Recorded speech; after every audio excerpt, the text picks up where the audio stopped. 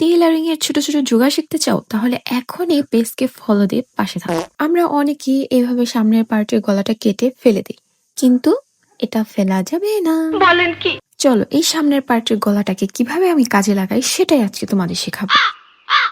আর আমার মতো জোগাড়ে যদি আমার পেজে থেকে থাকো তাহলে অবশ্যই কমেন্ট করে জানাও। এই যে বক্রমের সামনের পার্টটার উপরে আমি পেছনের গলাটা বসিয়ে দিলাম, এখন দেখো কিভাবে কেটে নিচ্ছি। Oh my god! তুমি তোমার সামনের পার্টের গলা থেকে যদি এভাবে পিছনের পার্টের গলা কেটে নিতে পারো, এতে তোমার দুটো লাভ হবে। এক, তোমার টাকা বাঁচবে, আবার অপচয়ও হবে না। বলেন কি?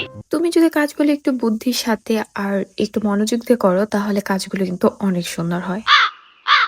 আর অপচয়ের হাত থেকেও বেঁচে যাও, কারণ আল্লাহ বলেছে আমি অপচয়কারীকে পছন্দ করি না। চলো এবার দেখে নেওয়া যাক আমার জোগাড়ের ফিনিশিংটা কেমন এসেছে। Okay.